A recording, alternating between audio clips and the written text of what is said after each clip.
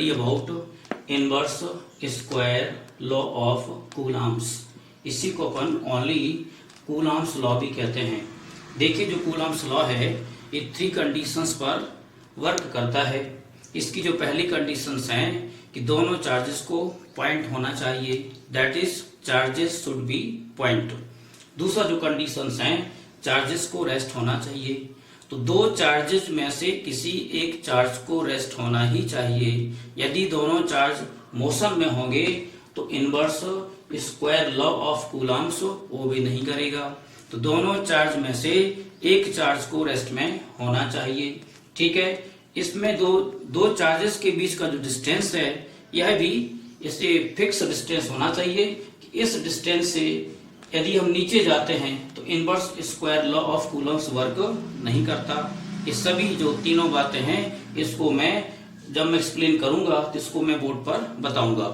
तो पहला जो कंडीशन था कि चार्जेस को रेस्ट में होना चाहिए, तो अपन क्या करते हैं, एक चार्ज आपने Q1 ले लिया और एक चार्ज आपने Q2 ले लिया। देखिए दोनों जो चार्ज हैं वह लाइक चार्जेस हैं, प्लस Q1 है और प्लस Q2 है। ठीक, इनके जो मैग्नीट्यूड है सपोज कर लीजिए Q1 एंड Q2 है। ठीक, इसमें जो कंडीशंस है आपकी आएगी Q1 Q2 ग्रेटर देन 0। ठीक है, ये चार्जेस के मैग्नीट्यूड है Q1 Q2 ग्रेटर देन 0। इस कंडीशन के अंडर में क्या होना चाहिए, दोनों चार्जेस को आइदर प्लस प्लस होना चाहिए या फिर माइनस माइनस होना चाहिए, माइनस होना चाहिए। ठीक, अब मैं आपको बताता हूं कि पॉइंट चार्ज क्या होता है। तो जो पॉइंट चार्ज होता है ये सपोज कर लीजिए इनके बीच का जो डिस्टेंस है वह कितना है, R है। देखिए suppose there are 2 charged bodies. ठीक है, जो पहली चार्ज्ड बॉडी का जो पहली चार्ज्ड बॉडी है उसका जो चार्ज है वह प्लस Q1 है। जो दूसरी चार्ज्ड बॉडी है उसका चार्ज प्लस Q2 है। यदि इनका लीनियर साइज, यदि चार्ज्ड बॉडी का linear size is very small as compare to distance between the charges, यहाँ जो डिस्टेंस है वह R है। ठीक है, यदि इस चार्ज्ड बॉडी का लीनियर साइज इस डिस्टेंस के रेस्पेक्ट में बहुत स्मॉल हो तो ये जो चार्ज होंगे ये बिहेव्स करते हैं एज अ पॉइंट चार्ज। ठीक, यहाँ पर लीनियर साइज लेना बहुत ही आवश्यक है क्योंकि हम डिस्टेंस से कंपेयर करते हैं। तो लीनियर साइज को हम डिस्टेंस से कंपेयर करके ही एक्सप्लेन कर सकते हैं। तो मैंने पहले ये कंडीशन आपको ए बताई। यदि हम दूसरी कंडीशन लेते हैं, एक चार्ज मैंने प्लस Q1 लिया और जो दूसरा चार्ज है वह माइनस Q2 लिया। ठीक, तो यहाँ पर जो होगा, यहाँ पर आपका आएगा Q1 Q2 लेस देन 0। ये जो सेकेंड कंडीशन है Q1 Q2 लेस देन 0, इस कंडीशंस में क्या होगा, पहला चार्ज यदि प्लस Q1 है, जो सेकेंड चार्ज होगा उसको माइनस में होना ही पड़ेगा। या फिर इसको माइनस में लिया, यदि मैं इसको माइनस में लूंगा तो इस चार्ज को प्लस होना ही चाहिए। ठीक है, तो दिस इज माइनस Q1, ये आपका हो जाएगा प्लस Q2। सपोज कर लीजिए इनके जो मैग्नीट्यूड है वह Q1 और Q2 है। मैग्नीट्यूड ऑलवेज प्लस होता है, नेवर भी माइनस। ए भी प्लस हो गया, ए भी प्लस हो गया। ठीक है, अच्छा अगला एक केस और आएगा। यदि हम क्या करते हैं, दो चार्जेस को लेते हैं, एक आपने प्लस Q1 ले लिया, एक चार्ज जो है आपने माइनस Q2 ले लिया। ठीक, इसमें करना क्या अपन को, एक और कंडीशन अप्लाई करता हूं, ये होता है Q1 plus Q2 equal to 0। यदि मैं इसको ट्रांसपोज कर दूं तो अपने को मिलेगा Q1 equal to minus Q2। इसका मतलब ये हुआ दोनों चार्जेस के जो मैग्नीट्यूड हैं वह इक्वल होना चाहिए। तो इसका मैग्नीट्यूड मैं Q लेता हूं, इसका भी मैग्नीट्यूड मैं Q लेता हूं। ठीक है, चार्ज के मैग्नीट्यूड इक्वल होना चाहिए लेकिन जो चार्जेस हैं वह अपोजिट होना चाहिए, दैट इज अनलाइक चार्ज होना चाहिए। ठीक है, मैंने आपको बताया था इन दो चार्जेस प्लस Q1 और प्लस Q2 में इन दोनों में से किसी एक को रेस्ट होना चाहिए या दोनों को रेस्ट होना चाहिए, तभी कूलम्ब्स लॉ ओबे करेगा। यदि ए रेस्ट में है तो मोशन में हो सकता है, यदि ए रेस्ट में है तो ए मोशन में हो सकता है, या फिर दोनों को रेस्ट में होना चाहिए, तभी inverse square law of Coulomb's obey करता है। ठीक, यदि मैं यहाँ देखूं, पहले केस में देख रहा हूं तो यहाँ जो आ रहा है दोनों चार्जेस लाइक हैं, चार्ज लाइक चार्जेस हैं, देयरफॉर इनके बिटवीन जो होगा फोर्स वह होगा फोर्स ऑफ रिपल्सन। ठीक है, ये खुद ही ये जो चार्जेस हैं एक दूसरे को रिपेल करते हैं, जिसको अपन और करके फोर्स ऑफ इंटरेक्शन भी कह देते हैं, फोर्स ऑफ इंटरेक्शन। तो यहाँ पे आ गया फोर्स ऑफ रिपल्सन। ठीक, यदि हम इस केस की बात करें, सेकेंड केस की बात करें, आपका सेकेंड केस है, यदि ये सेकेंड केस है, ये आपका जो है ये फर्स्ट केस है, ये जो है आपका थर्ड केस है। यदि मैं सेकेंड केस की बात करूं, एक फर्स्ट चार्ज प्लस Q1 है, सेकेंड चार्ज माइनस Q2 है, तो इनके बीच जो फोर्स होगा या फोर्स ऑफ अट्रैक्शन होगा, फोर्स ऑफ अट्रैक्शन होगा। ठीक ठीक है, तो इसको इस प्रकार से अपन दिखा सकते हैं, ये फोर्स ऑफ अट्रैक्शन होगा, ये भी फोर्स ऑफ अट्रैक्शन होगा, ये जो होगा फोर्स ऑफ रिपल्सन होगा। ये जो फोर्स होते हैं ये मैग्नीट्यूड में इक्वल होते हैं। क्यों? Q1 चार्ज Q2 पर जो फोर्स अप्लाई करता है वही फोर्स Q2 चार्ज Q1 पर अप्लाई करता है। Therefore both the forces are equal in magnitude। ठीक है, यही फोर्स ऑफ रिपल्सन में भी होगा, यही फोर्स ऑफ अट्रैक्शन में होगा, यहाँ पर भी जो होगा फोर्स ऑफ अट्रैक्शन ही होगा। ठीक, तो मैंने आपको तीन कंडीशंस के बेस में आपको बताया inverse square law of Coulomb's. Interaction का मतलब होता है जो खुद ही प्रोड्यूस हो जाए। ठीक है, तो यहाँ पर लाइक चार्जेस है तो रिपेल ही करेंगे, यहाँ अनलाइक चार्जेस है तो अट्रैक्ट ही करेंगे, इसलिए यहाँ पर फोर्स ऑफ अट्रैक्शन आएगा। यहाँ पर भी अनलाइक चार्जेस है इसलिए यहाँ पर भी फोर्स ऑफ अट्रैक्शन आएगा। इसको भी अपन फोर्स ऑफ इंटरेक्शन कह सकते हैं, इसको भी अपन फोर्स ऑफ इंटरेक्शन कह सकते हैं। इस प्रकार से तीन कंडीशंस में अपन कूलम्स लॉ को अप्लाई करते हैं। यदि हम पहली कंडीशन को देखें तो इनवर्स स्क्वायर लॉ जो कूलम्स होता है इसका स्टेटमेंट है फोर्स ऑफ इंटरेक्शन और फोर्स ऑफ रिपल्सन और force of attraction between 2 point and rest charges is directly proportional to product of their magnitude and inversely proportional to square of distance between them. एक बार फिर से सुन लीजिए, force of interaction और force of repulsion और force of attraction between 2 point and rest charges is directly proportional to product of their magnitude and inversely proportional to square of distance between them. यदि हम इस proportional को हटाते हैं तो यहाँ पर जो आता है कांस्टेंट आता है, यह मिलेगा K Q1 Q2 upon R square. ठीक, इसको अपन R स्क्वायर लिख देते हैं, इसको अपन इक्वेशन देते हैं फर्स्ट। देखिए एक इनवर्स स्क्वायर लॉ क्यों कहलाता है? बिकॉज ये जो इलेक्ट्रोस्टैटिक फोर्स है यह दो चार्जेस के जो बीच डिस्टेंस है इसके इनवर्सली प्रोपोर्शनल होता है। किसके inversely proportional? Square of distance के इनवर्सली प्रोपोर्शनल होता है। Therefore this law is called inverse square law. ठीक, अब हम जो k के वैल्यू लेते हैं, जो k के वैल्यू लेते हैं वह डिपेंड करता है, वह चेंज होता है सिस्टम के अकॉर्डिंग, और k का वैल्यू चेंज होता है मीडियम के अकॉर्डिंग। ठीक है, अच्छा एक बात और मैं यहाँ बता दूं, किस डिस्टेंस तक यह inverse square law of Coulomb's और इलेक्ट्रोस्टैटिक फोर्स वर्क करता है। तो अपन सब लोग जानते हैं जो न्यूक्लियर रेडियस होता है, न्यूक्लियर रेडियस जो होता है यह होता है 10⁻⁻14 मीटर।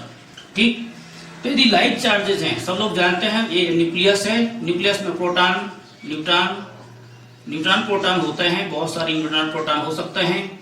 ठीक है, ये जो न्यूट्रॉन प्रोटॉन के बीच होगा यह क्या होगा? रिपल्सन होगा। तो जो फोर्स ऑफ रिपल्सन की रेंज है, फोर्स ऑफ रिपल्सन की जो रेंज होगी 10⁻⁻14 मीटर तक फोर्स ऑफ रिपल्सन वर्क करता है। ठीक है, ये वेरिफिकेशन है कि inverse square law of Coulomb's इस डिस्टेंस तक ओबे करता है। FOR stands for force of repulsion. तो ये वर्क करता है 10⁻14 मीटर तक वर्क करता है। ठीक, यदि हम फोर्स ऑफ अट्रैक्शन की बात करें तो सब लोग जानते हैं ये न्यूक्लियस है। न्यूक्लियस के अराउंड क्या होता है? ऑर्बिट होते हैं। इस ऑर्बिट में मूव करता है इलेक्ट्रॉन। तो सब लोग जानते हो जो एटॉमिक रेडियस होता है, जो एटॉमिक रेडियस होता है यह होता है 10⁻⁻10 मीटर। तो 10⁻⁻10 मीटर तक फोर्स ऑफ अट्रैक्शन वर्क करता है। इस डिस्टेंस तक force of attraction, force of repulsion work करता है, इसके नीचे नहीं। तो इलेक्ट्रोस्टैटिक फोर्स इस रेंज तक ही वर्क करता है। इसके ऊपर यदि डिस्टेंस है चार्जेस का तो भी इलेक्ट्रोस्टैटिक फोर्स वर्क करेगा। बट इस डिस्टेंस के बिलो जाएंगे तो आपको inverse square law of Coulomb's obey नहीं करेगा। तो यहाँ पर जो हमने के लिया है, के आपका कांस्टेंट है। मैं आपको बताता हूँ के का चेंज किस प्रकार से आता है। तो के का चेंज पहला अपन लेते हैं सिस्टम के लिए। यदि हम सिस्टम की बात करें, सिस्टम के लिए बात करें तो पहला अपन लेते हैं for SI system, for SI system of unit, SI system of unit. देखिए जो के था यह कांस्टेंट है, इसको कूलम्स कांस्टेंट भी कह सकते हैं। यदि हम ऐसे ही सिस्टम में लेते हैं तो जो के का वैल्यू है, के का वैल्यू जो है वह आएगा 1/4 पाई एप्सिलॉन नॉट। इसको पढ़ते हैं 1/4 पाई एप्सिलॉन नॉट। इसका जो वैल्यू आता है वह आता है 9 × 10⁻9। यदि हम इसका यूनिट निकालना चाहें तो आप इक्वेशन फर्स्ट को देखिए, इक्वेशन फर्स्ट को देखिए। इक्वेशन फर्स्ट की हेल्प से आप जो है यहाँ पर स्मॉल के का वैल्यू कैलकुलेट कर सकते हैं। स्मॉल के का जो वैल्यू आएगा वह जो आएगा फ्रॉम इक्वेशन फर्स्ट यूज कर लीजिए, फ्रॉम इक्वेशन फर्स्ट यूज कर लीजिए तो आपको मिलेगा F = स्मॉल के Q1 Q2 अपॉन R²। तो के का जो वैल्यू मिलेगा वह आपका आएगा Fr² अपॉन Q1 × Q2। जो फोर्स होता है यह न्यूटन होता है और जो R² है यह मीटर स्क्वायर होता है। Q1 जो है कूलाम है, Q2 भी कूलाम है। तो यह आपका आ जाएगा कूलाम × कूलाम। तो पूरा यूनिट मिलेगा, यह आ जाएगा न्यूटन मीटर स्क्वायर पर कूलाम स्क्वायर। तो यहाँ पर के का जो यूनिट है इसका वैल्यू पुट कर दीजिए, तो इसका जो वैल्यू आएगा वह आएगा न्यूटन मीटर स्क्वायर पर कूलाम स्क्वायर। ठीक, ये आ गया अपना, इसका वैल्यू आ गया, के का वैल्यू आ गया। यदि हम आगे देखें तो जो एप्सिलॉन नॉट है, एप्सिलॉन नॉट का जो वैल्यू होता है इसको बोलते हैं, देखिए वेयर एप्सिलॉन नॉट जो होगा यह होगा absolute permittivity, absolute permittivity, absolute permittivity और परमिटिविटी ऑफ फ्री स्पेस, और परमिटिविटी ऑफ फ्री स्पेस। ठीक, अच्छा जो एप्सिलॉन नॉट के लिए अपन को यूनिट चाहिए है तो फिर से अपन को इक्वेशन फर्स्ट यूज करना पड़ेगा।